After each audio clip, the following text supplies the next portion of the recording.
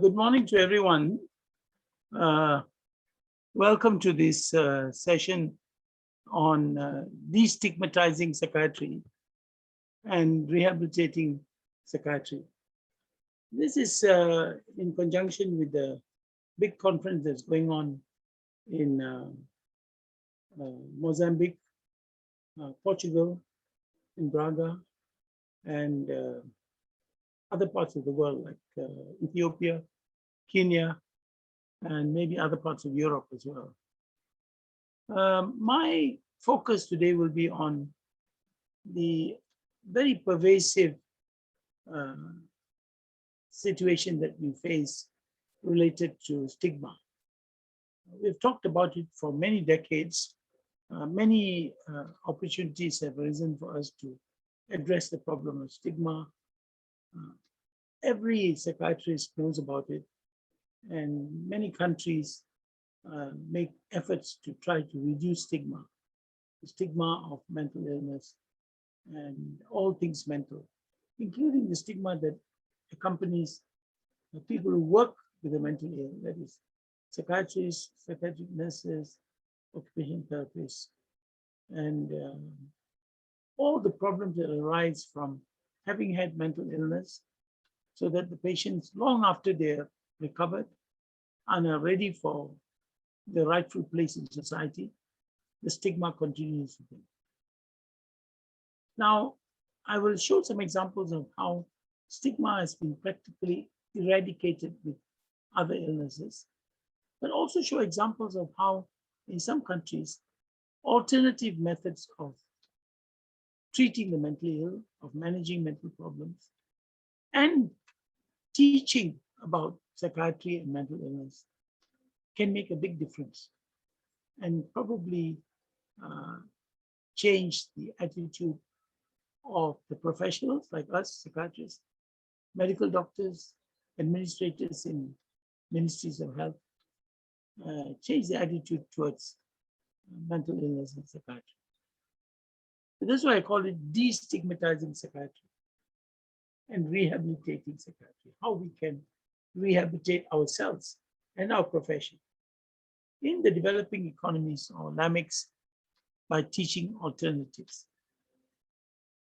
I work as a psychiatrist at the University of Raman Medical Faculty, and also I founded the Asian Federation of Psychiatric Associations in 2005, and with the aim of changing psychiatry in the Asia-Pacific region. Psychiatry is full of paradoxes. People say one thing but do another. People talk about how mental health and mental illness should be addressed, more should be done, and 40% of the world are in the low and medium income countries. But in one country with 1.2 billion people, there's only 5,000 to 8,000 psychiatrists, depend on what you mean by a psychiatrist. Some of them with diplomas, some of them with doctoral degrees and so on.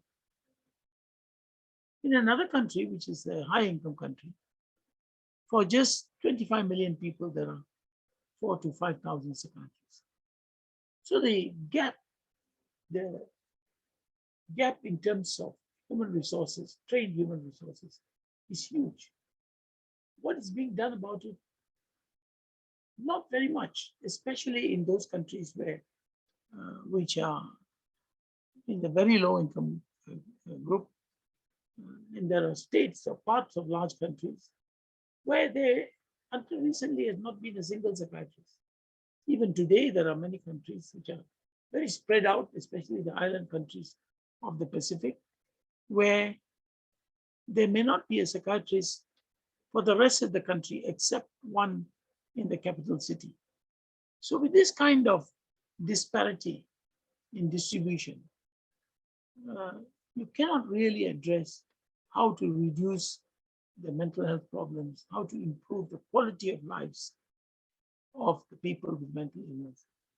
And of course, because of the big disparity, the mental patients in many parts of the world including mainland Asia and the Pacific, rely on the police whenever a patient is mentally ill, severely mentally ill.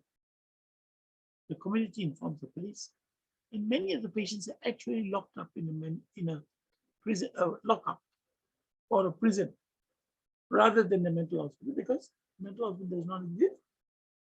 We may be against mental hospitals, but the safety of a mental hospital in many ways is not available in many parts of many countries of the world. So the police actually take charge of the mental ill. Over 70% of the psychiatric problems are not in the psychiatric ward, not relating to psychosis and severe illnesses, but it's stress-related primary care, where up to 80% of the mental problems exist. If you go to any primary care clinic, which is very crowded with all sorts of non-psychiatric problems, there'll be at least 25 to 35% of the people who've got significant emotional distress, for which they come to the hospital, but they complain of physical symptoms, so they never get addressed completely. Yet the teaching of psychiatry is on that small percentage of severely ill patients who are easily available, easily detected in the psychiatric ward of a general hospital, a locked ward usually in a developing countries, or the mental hospital of a developing country. Even today, there are medical students, nursing students being taught in mental hospitals, in psychiatric wards completely. They have no access to any kind of anxiety, depression, or stress-related problems, unless it comes accidentally within their scope. Age-old problems are poorly addressed by people in power, not by default, not by the public. The impression we get is that stigma is propagated by the public. Yes, to some extent it's true, but it really starts with the people above, ministries of health, the psychiatric profession itself, trained psychiatrists, and international mental health bodies and psychiatric associations, who attend courses, conferences, webinars by the thousands, costing billions. Not the webinars, webinars are fairly cheap, but conferences which attract 10 to 12,000 participants. It's $1 billion industry. And sharing latest in science. But for whom? It doesn't filter down to the low-income countries where most of the mentally ill remain poorly treated, if not treated at all. So lots of talk, a lot of meetings, post-meeting lethargy, till the next elections, the next lobbying, and the next conference.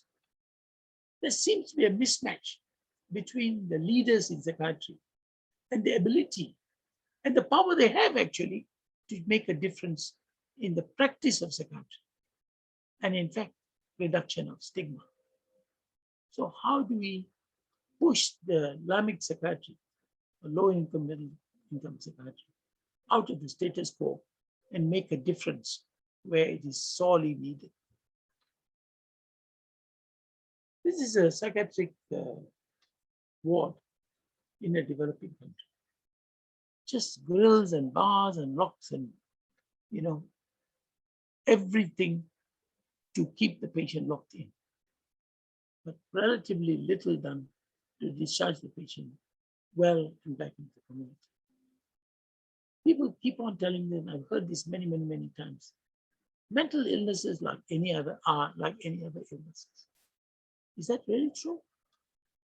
Would a general hospital look like this for physical illnesses? You decide. No wonder stigma thrives. We tell the public, we tell the people, we tell the patients, do what we preach. Don't do what we do. The elephant-sized credibility gap is so obvious.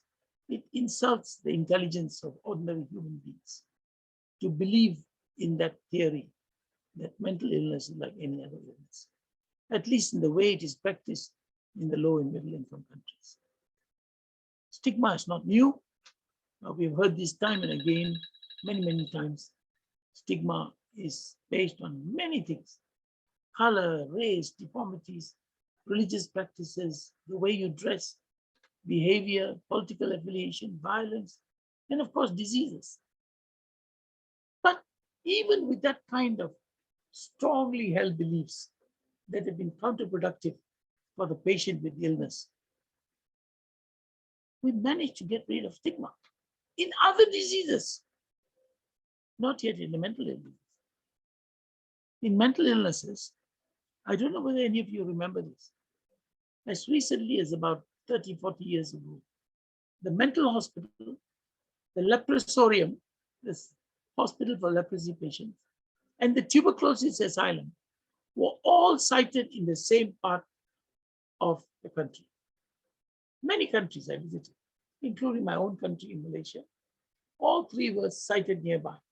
The Tampoi Mental Hospital, the Tampoi Leprosy Hospital, and the TB hospital were all in one place, because these were the dregs of society. Nobody wanted to have anything to do with them. Far away, out of mind and out of sight. But the TB asylums and the leprosy asylums have disappeared, leaving the standalone mental asylums still existing, and in some cases rebuilt to be a larger so-called modern mental asylum. So how did leprosy lose its stigma? This is a old picture of the leprosy asylum in Malaysia, in a place called Sungai Buloh, which is now a sort of larger area of Kuala Lumpur, really. It's a very highly developed area, a lot of industries, a lot of buildings, a lot of colleges, and all sorts of places there. This was a locked asylum for leprosy patients, because leprosy was like this, what you see in the middle there. The face became deformed. Sometimes the eyes were lost, fingers dropped off, holes, big holes appeared in the cheeks, totally deforming, totally unacceptable by society. But this second largest leprosy asylum in the world closed down about 30 years ago. The hospital is now practically abandoned, except for a small primary care hospital wards. And stigma is synonymous with leprosy in this leprosy hospital closed down with the building, the hospital itself. Not because of campaigns. Nobody went on a campaign saying, stop the stigma against leprosy. Stop the stigma. No need. What succeeded, as apart from isolation of the patients in this leprosy asylum, was the availability of science, the discovery of dapsone, and many other drugs after that. The availability of the drugs, successful treatments, extensive public health services that spread that knowledge and the availability of medication and the expertise to all parts of the country. Literally, they went on a massive drive to get rid of leprosy by investing. We are asking about investing in mental health. They invested in leprosy prevention, leprosy control, leprosy treatment, and rehabilitation of the patients who had lost the fingers, lost the eyes, and so on. So the extensive public health services, political and professional commitments, and the deeds, not empty words, got rid of the stigma of leprosy. In many countries today, leprosy is literally non-existent. This you see, this is the large leprosy asylum, Sungai Buloh, in those days, taken from the air. Hundreds of buildings and facilities, rehabilitation, temples, churches, mosques. It is like colony by itself. They cannot go out. People cannot come in. There are police guarding it. You can see the police guarding it. And the time for visiting was very strictly observed. Today, National Leprosy Control Center is here, but there's very, very, very few leprosy patients. What has happened to the hospital? This is the closed down hospital in the foreground. All these buildings are empty, very nicely kept. And in the distance is a large, I'll show you a bigger picture later, a large modern general hospital, which recently, because of COVID, has been temporarily converted into a COVID hospital. In that hospital, it's called a paperless hospital because everything is done by computer. The nurses go on a ward round with a palm top, and all the notes are written down, orders given, medication given, x-rays seen, and lab tests seen, the results seen, all online on computer. There's no written notes there. You ask for written notes, there's none. Everything is computerized. We have got about 5 or 6 such hospitals in Malaysia, each costing about 300 million US dollars at today's rates. Very expensive, very modern. But there is no psychiatric ward in this modern hospital. Here is a patient, one of the former leprosy patients. You can't see this, but he lost some fingers there. And this man owns a garden shop selling potted plants, sought after by everybody. Nobody cares about distancing and the fear of getting leprosy through his gardening and the contact, because he's been cured of leprosy. If there's a will, there will be a great way from a leprosy patient, totally abandoned by the family and living in a leprosarium. He's now running his own business. And many of them are so rich. You can see this orchid shop selling orchid plants and cut flowers. And this is the old building, the old ward, which is closed down, so leprosy ward. Some patients are still living in little apartments like this because they have nowhere else to go. They can live there forever until they die out. And they run these flower shops, garden shops, and so on, which is very much in demand. The products are very much in demand and exported to other countries besides Malaysia. It's the largest garden town or flower selling town in the whole country. And it's run and owned by the ex-leprosy patients.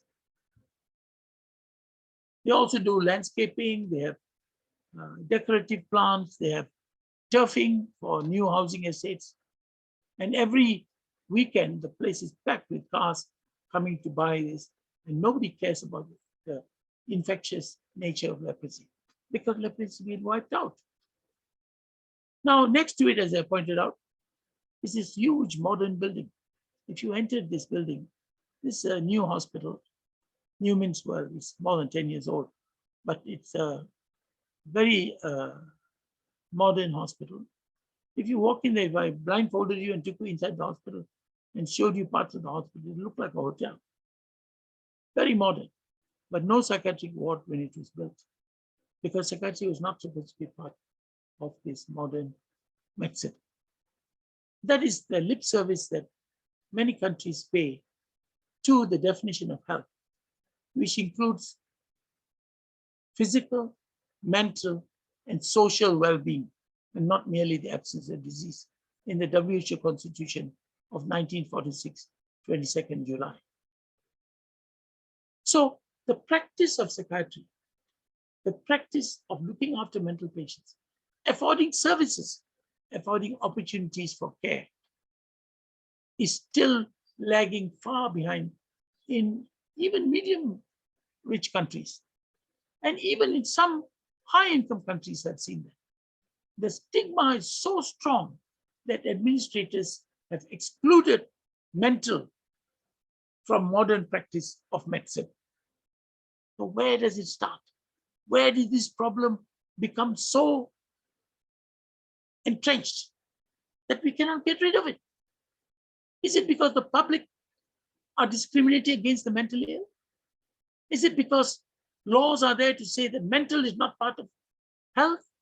No, it's the way we teach our psychiatric trainees, teach our medical students, teach our nursing care students, teach our laboratory technologists. All healthcare professionals are taught with their impression that psychiatry means psychosis and nothing else, because that's what they see in the psychiatric posting. And some of the hospitals in the developing countries are very, very frightening, even for doctors to go inside. So how do you destigmatize? It's a long, long story. We have had it for thousands of years. Leprosy did it, tuberculosis did it, even HIV/AIDS came up, and it's now relatively acceptable. Far, far ahead of mental illness. First and foremost, as I said, discover new and effective treatments. No point talking about it. You have to have the ammunition, the effective medication. Nothing succeeds like proof of success. We have the medicines, but needs ways to control the illness. Are we? Non-existent. In many parts of the country, in the low and medium income countries, patients just locked up in a police cell. What are you talking about stigma? Anybody with common sense will know that if you see a patient in a lockup in a cell, he's a dangerous fellow. He has caused some trouble. We should not go near him. You talk about stigma. You're practicing it every day. You are generating stigma.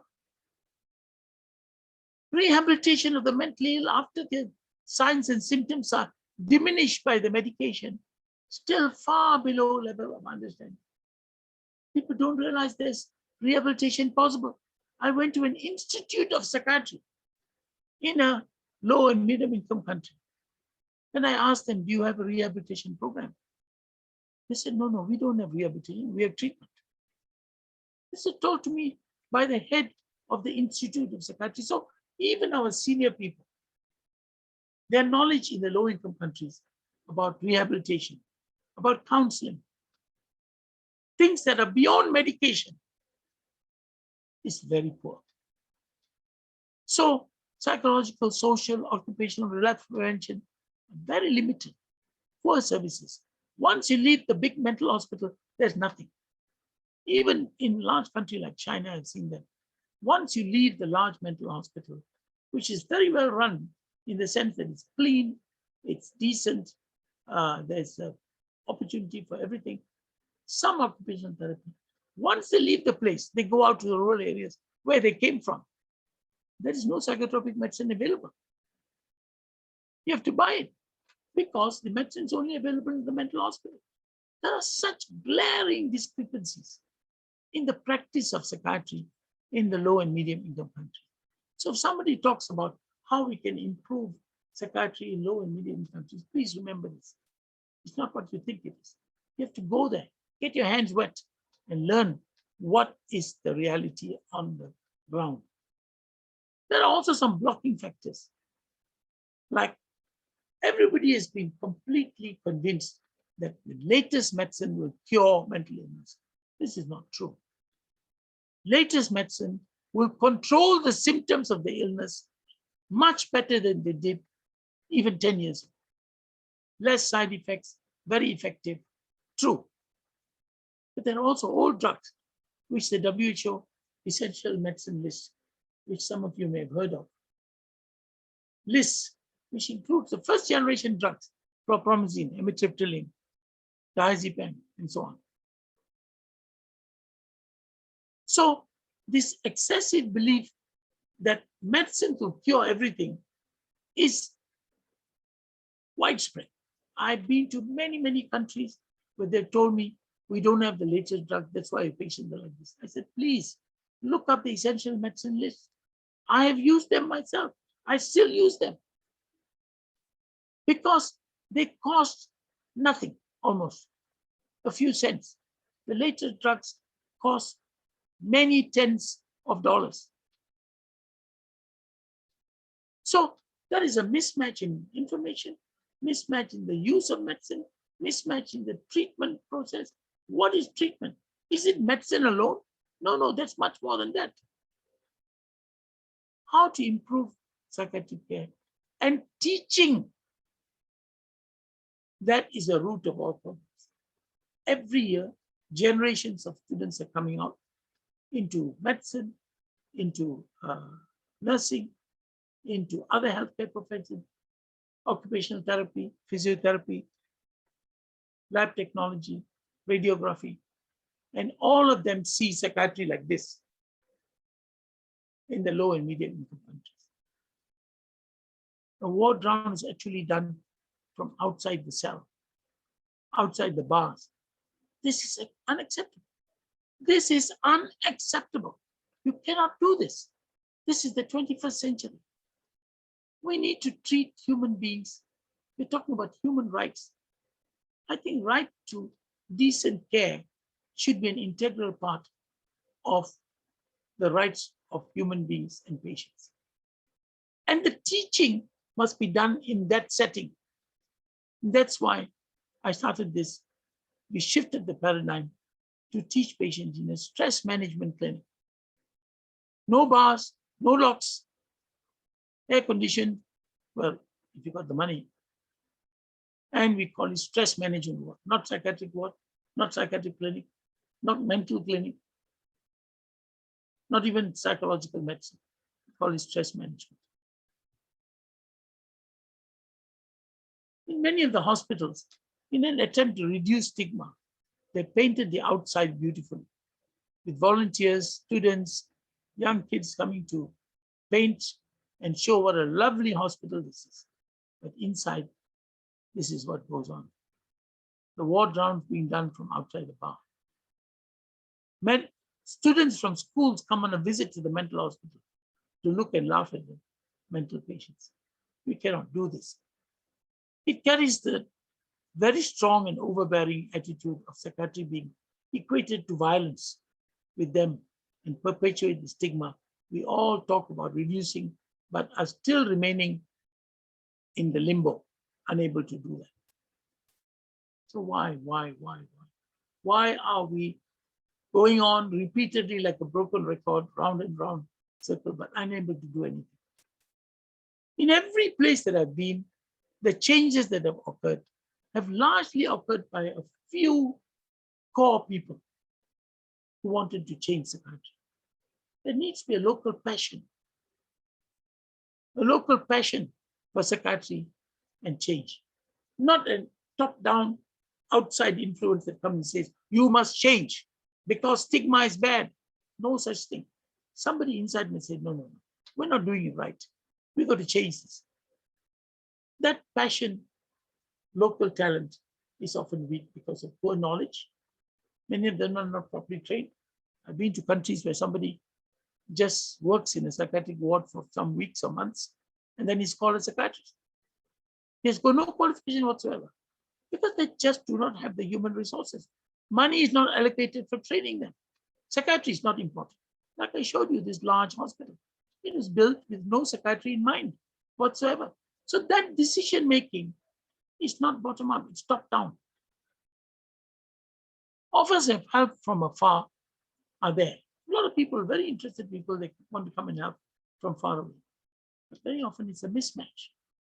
They have no idea whatsoever what is the reality on the ground in a low and medium income countries. What's good for me must be good for you.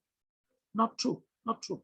I've worked most of my life in the Asia Pacific region, in many countries, more than 20 countries, and helped a few countries change. Other countries, they don't want to change. You can put all the pressure you want. They're independent countries, they can do what they want. So you need some homegrown talent to say, I think we've got to change and influence their people in power to change. Now, many of the psychiatrists from developing countries have gone to developed countries, high-income countries for training. And they supposedly come back and work in their own countries. Few you realize the poor progress and are unable to do very much. Not strong enough to fight the system. They're clever, leave and migrate. So there's the brain drain problem. A few, return to give back to the motherland. It's far less than what we would want it to be. And one such was this couple, Dr. Naveen Chandra and his wife, whom you see here. The wife is actually a lawyer and he's a psychiatrist. They lived and worked in Australia for over 30 years, almost 40 years.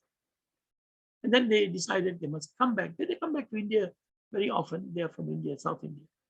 And they came back. And with the help of friends and a university and relatives, they influenced the people to start a rural psychiatric service where there was none.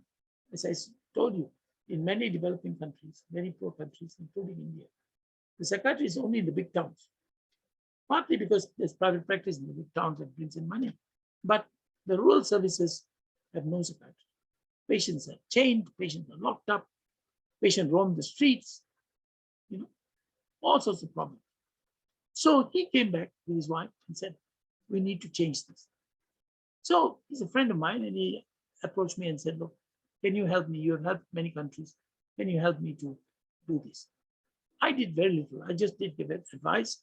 I shared my experiences with them and just pointed them slightly in the direction which they should be going.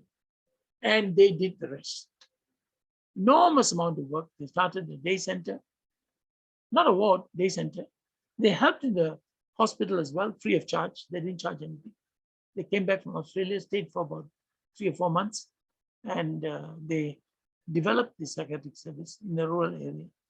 And eventually, the UTAR University and many well-wishers donated money to start a large day center in a community-based rural health service. So this is a person who not only talked, not only discussed stigma, but went in to reduce the stigma. He unchained the patients like Pinel did many, many centuries ago. Changing institutional mental hospitals in Lemix. A Malaysian experience I'll share with you is I try to help my colleagues in the mental hospital. I never worked in a mental hospital. I worked in a general hospital psychiatric unit in the University of Malaya. And I took my postgraduate students there to show what the mental hospital is like. And I showed them examples, the staff there, examples of very good practices in Thailand, which is our neighbor to the north of us. And a big discussion started. And they said, no, this thing won't work in Malaysia. The patients are very aggressive, very violent. You cannot make the place look better. You cannot, I'll show you some pictures of that. And the discussion went on. I just went there to teach and I went off. 2 years later, it came back and a revolution has taken place. You've got to be on site to help the people, to give them ideas. When they get stuck, to help them come out of being stuck. Just 10% move and changes will move the rest. Luckily, the leader is the 10%. In most developing countries, the leader is very important. If he or she is not convinced the change is necessary, nothing moves. I've seen that again in many, many countries. Consultant coming from outside, especially from a high-income country, might work if he's resident there, knows the problems and helps. But if he's a parachute consultant, he just parachutes in, doesn't want to get his hands wet, and gives advice, do this, do that, do this, do that, it won't work. Practice actions speak louder than book-based theory. So I took my students, postgraduate students, way back in 1977. This is my trainees, these two. They are both in Australia now. They did so well. They got jobs in Australia, they're there. This is the deputy director of the hospital. 2 other medical officers in this hospital. That's myself. Doesn't look very much like me, but that's me. And this is the mental hospital where I tried to make changes. No flowers, no trees, no decorative plants. It looks like a bare institution. And this is the bathroom. It's not a room. It's a place where patients bathe naked by taking water from this tub. So I told them, no, we can change things. They said, no, no, it won't work. So after 2 years, I came back and the ward had become like this. Why? Because the staff thought this could work. We are working in a mental hospital. Mental hospital doesn't have to look like a mental hospital. It can look like any other place, conducive to recovery. It cannot help by itself. We've got to change our practices as psychiatrists, get them involved in occupational therapy, in games, mobilize them, and gradually get them to do work, to earn a living. They're not useless. These are forensic psychiatric patients who had been there for life almost, and they are assembling tube lights from a factory. Malaysia is a rapidly industrializing country. We've got a lot of industrial subcontracts. But of course, you can even do vegetable farming. All sorts of things can be done. And in Mongolia, I went there on a WHO work to try to change the old socialist method of psychiatric practice, which was in some ways is good, but unfortunately, it is hospital-based. So it's basically an mental institution. We taught them how to think out of the box, to bring change, but keep the feet firmly on the ground. In Mongolia, money was scarce. They're coming out of the socialist economy, and resources were even rarer. There were a fair number of psychiatrists. There were about 90 psychiatrists, 80 or 90 psychiatrists for a population of about 2.5 million, which is much better than Malaysia. And I decided to use local resources, local GERs or yurts or tented houses to de-institutionalize and rehabilitate the patient in the community, not in a mental hospital. I had to get $10,000 for that, to get 10 GERs to start the project. But the WHO would not give the money because they said, we don't give money for houses. But these are some of the policies. What can we do? So I explained to them that the death rate, the mortality rate in this hospital is about 15% every year due to poor nutrition, poor heating, and so on. So they revised the rules and said, all right, you can have 10,000. So we got 10 GERs. And these are examples. This is the mental hospital. In the winter, the temperatures can go as low as -35, -40 degrees. And this is the work they do. Most of them are herders. They herd horses, cows, camels, yaks, sheep, goats, and so on. It's hardly anything grows in the winter, in the summer, just grass. So they don't have a culture of growing cereals, grains, wheat or barley or something. Small areas, yes, but basically no. Even vegetables they don't grow. So they have meat for food, milk and cheese and butter, that horses' milk, cow's milk, camel's milk, every kind of milk. So I had to engineer myself to look at the challenges of working in a poor country, which was very cold, very little resources, but a fair number of trained psychiatrists. I think I would say a good number of trained psychiatrists. But the training was not adequate. So I had to do a lot of training. I did that, did a lot of courses, and suggested that they move out of the hospital to a GER. The first WHO GER, or a tented house or a yurt, was built with WHO money, 25th December 1999. And this is a mental patient who had done a lot of craft work, making carpets out of waste cloth in one of the GERs where he was living in. And then we set up many GERs, some of it given by the WHO, some of it given by volunteers, and me and my wife also donated some money to set up a GER for that. In Fiji, I went there many times, and I tried to change things when I was a WHO consultant, but very difficult. Then in 2011, the Minister of Health of Fiji, under the military government, can you believe it? Military government called me and said, look, I've heard you lecturing before. He was one of the regular attenders in my workshop that I ran those days. And he said, look, come and help us change psychiatry. So I went there. I was employed by the university there, the Fiji School of Medicine, the university.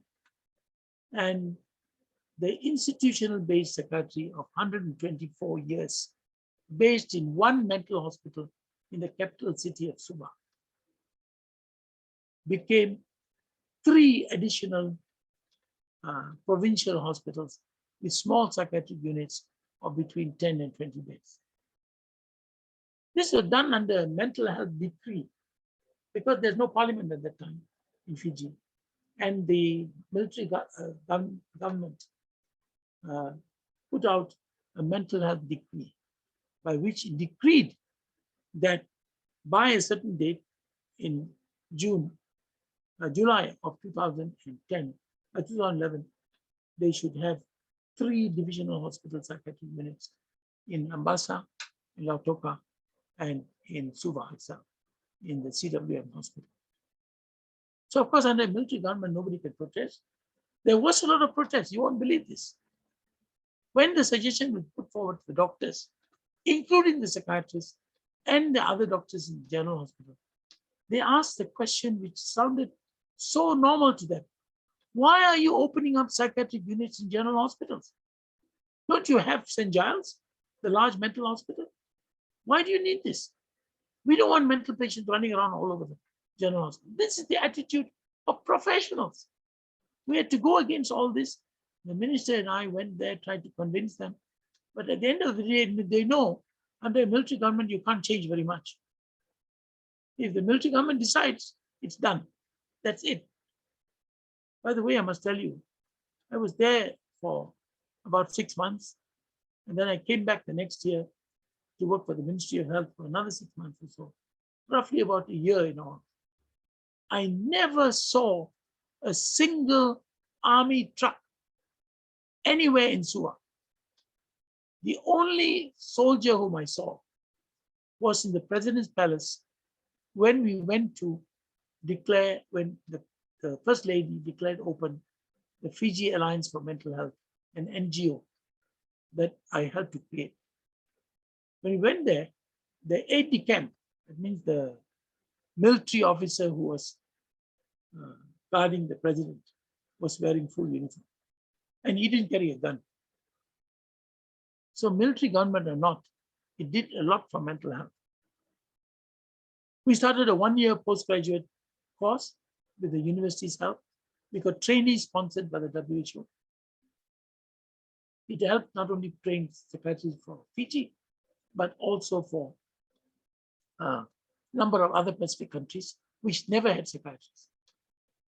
We supported psychiatric teaching of medical students and nurses in as many ways as possible and brought about some different methods of teaching. Opened stress management clinic and day center and modernized care in the main hospital at St. Giles. Transforming 124-year-old mental institution care, 2011-2012, funded by Ministry of Health, Fiji National University, Asian Federation of Psychiatric Associations, and the stress management story. So this is what happened. From this locked kind of attitude, we slowly moved out. The postgraduate program was started with consultants from Taiwan, from Australia, of course, Fiji, Australia again, and Fiji, USA, and Fiji. And that's myself. We are wearing the Bula shirts of the Fiji University. And this is the Dean of the Faculty of Medicine and Nursing and Health Sciences. And this is the Minister of Health. We started a 1-year training program because we had to have more than the 2 psychiatrists for the whole country. We have today something like about 10 psychiatrists in private government university in the whole country. Not enough, and not 10, maybe about 8, and not enough. They're still producing more. We also opened up 3 stress management clinics. The first one opened in Lambasa on the other island. It's myself with a psychiatrist who was then a medical officer. He's in charge of the mental hospital, and got other activities like gardening and growing of flowers and so on and so forth. So this is the stress management story. What's in the name? Everything. For over 125 years, the custodial nature of mental illnesses for Fiji, 300 islands, was in Suva, the capital, between a prison and a large cemetery. Just like a dump. They don't want to have it near the city. It's near a cemetery, a large cemetery, and the largest rubbish dump. And in between was a mental hospital. And next to it, by the way, was a prison, the largest prison.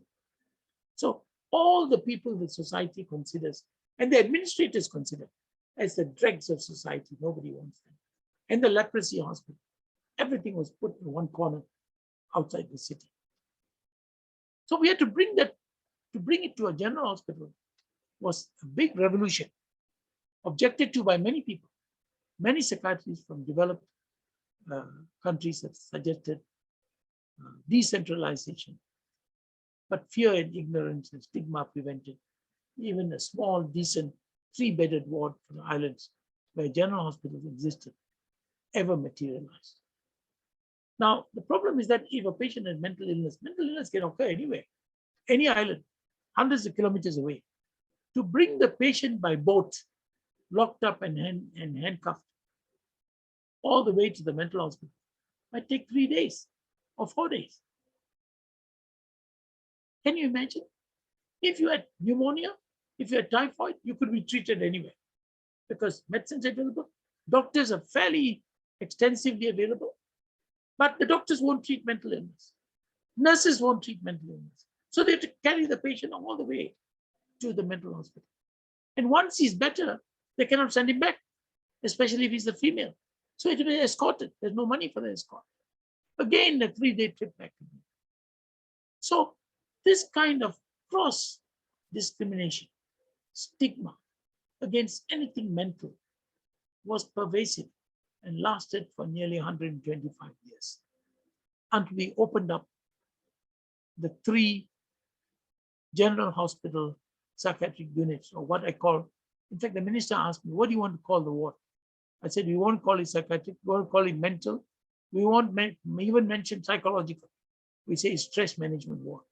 And that's how the 3 stress management wards are. There are now a few others in a few other countries. And in 2011, under military administration, the brave Minister of Health, the GP, invited a psychiatrist that's myself, from Malaysia, to help make the shift from the 200-bed St. Giles to 3 small divisional hospitals. St. Giles still exists. Numbers of patients have come down, but the infinite benefit is for patients in the outlying areas of the country, in small islands, in other parts of the large island, the 2 large islands. They have access, which everybody wants for mental patients, good access. They opened the stress management wards in Lautoka, Suva, and Lambasa, much against opposition from doctors, nurses, and psychiatrists. The next story is that of another landing, which never had a psychiatrist. This is a small island country, about 20,000 population, spread out over 15 populated islands in the Cook Island group of islands. The capital, Rarotonga, also did not have a psychiatric ward. They had a psychiatric building. Somebody spent the money, somebody approved the money for a locked 3-celled building next to the general hospital, far away from the general hospital. But it was never used because they didn't have the staff, the trained staff. So whenever they had a very difficult or dangerous patient, they would chain him or lock him up, handcuff him, and take him to New Zealand by air. So under these circumstances, a psychiatric nurse from Cook Island, who worked in New Zealand for many years, she retired, came back, and started a counseling center. And with this passionate move, she called me to go there and help develop the psychiatric service. So rather than have mental patients locked up in the police cells. And although they are doctors, they are very much against treating a mental patient because they do not know how. And they feel that you need a cell. Mental patient means cell. Mental patient means psychosis.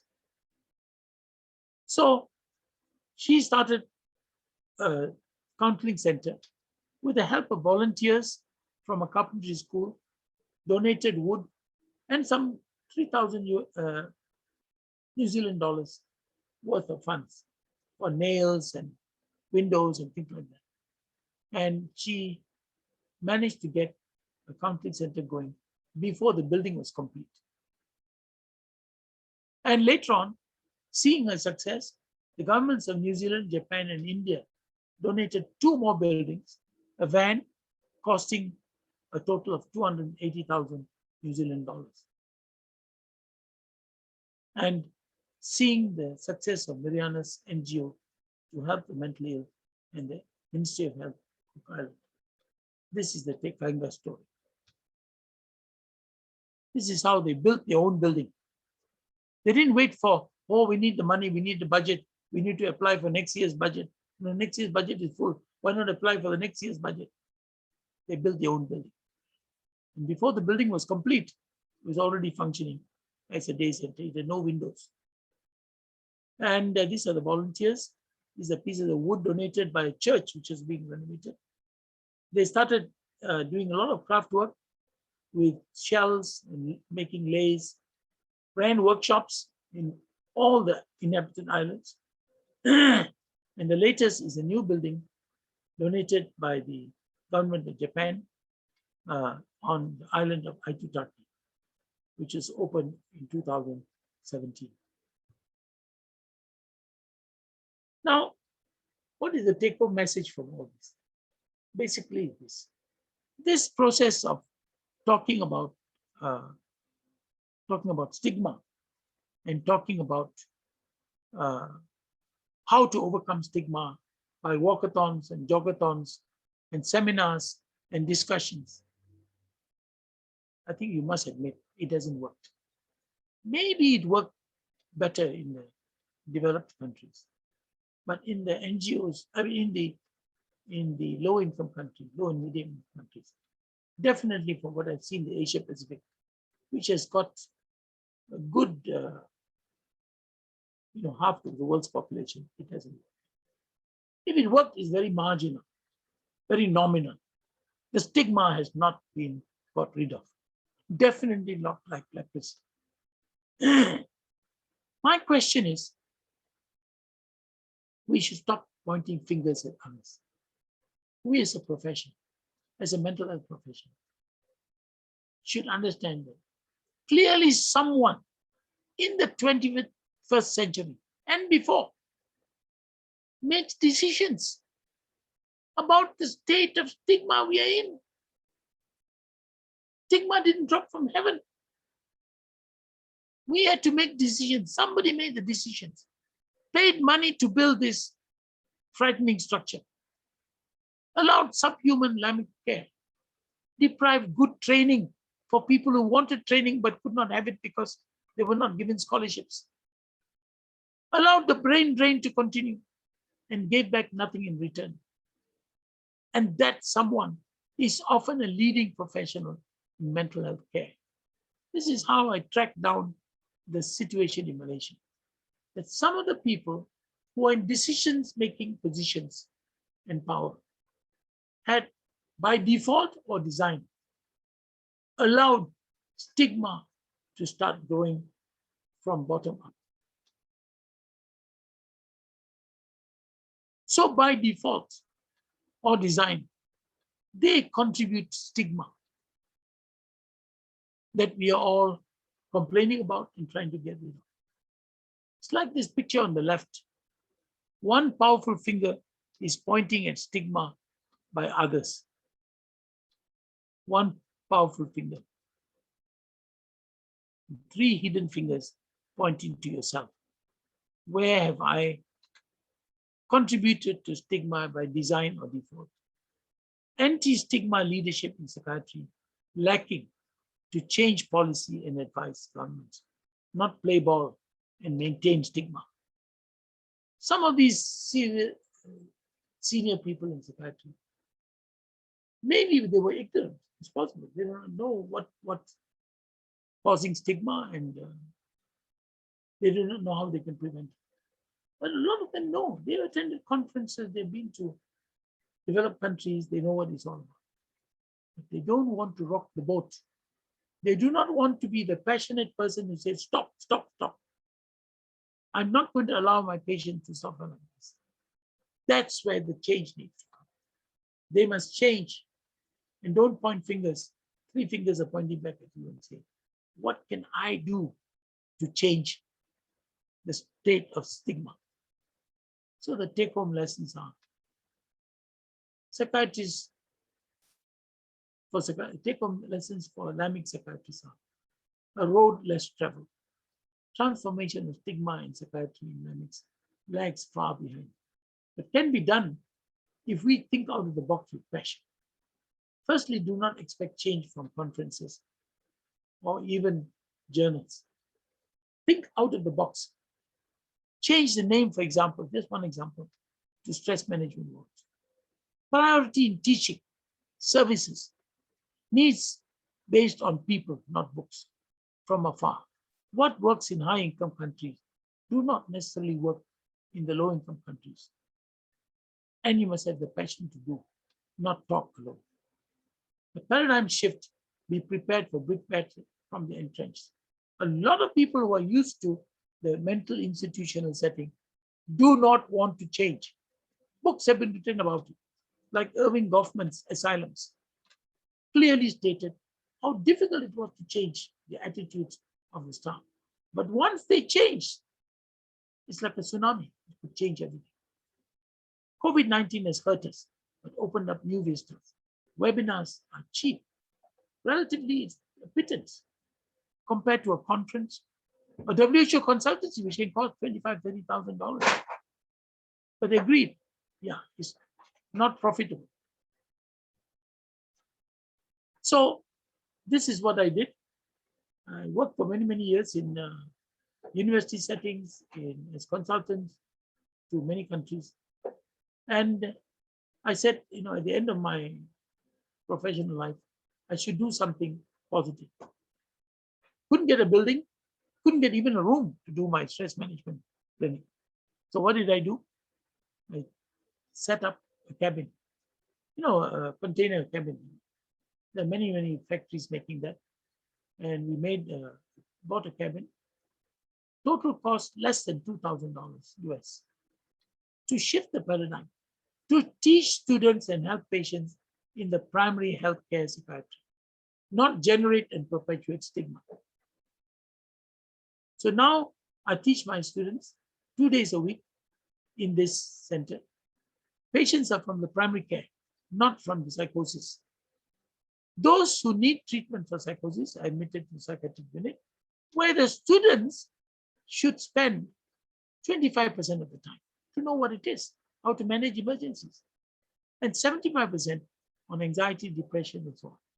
That way, that paradigm of stigma associated with dangerousness and psychosis and violence will gradually shift to psychiatry is associated with stress management, with problems of the humankind, loss of job, COVID-related unemployment, marital problems, work problems, family problems, children problems, drug problems.